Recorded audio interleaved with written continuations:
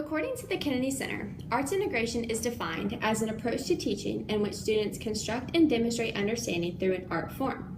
Students engage in a creative process which connects an art form in another subject area and meets evolving objectives in both.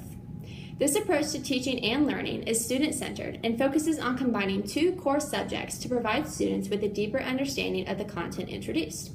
Arts integration is essential for student learning for 4 reasons: academic improvement, parental connectedness, personal gain, and discipline. First of all, involvement in the arts has been associated with gains in math, reading, cognitive ability, critical thinking, and verbal skills, according to a 2005 report by the RAND Corporation. The report also argues that the intrinsic motivations in art simulations can connect people more deeply to the world and open them to new ways of seeing. Strong art programs in schools can also greatly benefit students from low-income families.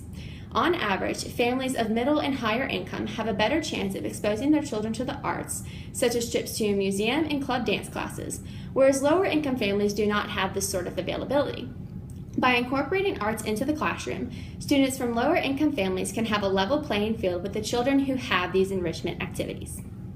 Arts integration can also encourage students to find their true passions. According to a study by the Search Institute, several thousand United States teenagers were interviewed to find what truly inspires them at school.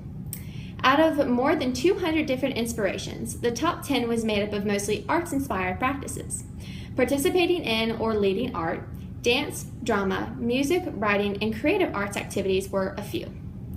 Integrating the arts in school can also lead to a stronger sense of parental connectedness and socioeconomic status acceptability. According to an article in the Mind Shift section of the KQED News website, an arts integration experiment started 6 years ago at the Integrated Arts Academy at HO in Burlington, Vermont. The main effort of the experiment was to break up the socioeconomic imbalances within the district. Before the start of the experiment, both elementary schools in Burlington were failing and had high levels of poverty, a refugee population, and many English language learners. After transitioning the school into an academic and arts school, the poverty has grown less concentrated, English language learners have become more proficient faster, and office referrals are almost inexistent. Although it is still a public school, parents from wealthier families outside of the district have chosen to send their kids to IAA. Parents are interested in the arts model, interested in a different approach, says Bobby Riley, the school's principal. Art is a big part of many of their cultures, so I think they appreciate that experience. I've always had a passion and interest for the arts, and after conducting this research and participating in Mrs. Edwards' visual arts class, I know that I can and will integrate arts in many of my future lessons. Arts can be integrated in all subject areas, including science, math, social studies, and English in a variety of ways. I can only hope that my students will academically and personally benefit from my arts integration strategies.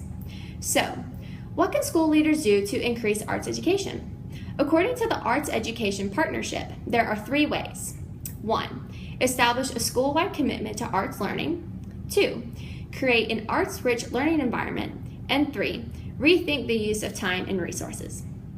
Each of these actions are supported by low or no cost strategies that other school leaders have found to be effective and can be applicable in a variety of grade levels. By taking any or all of these actions, school leaders can help students to enjoy a richer, deeper, and more meaningful education. Thank you.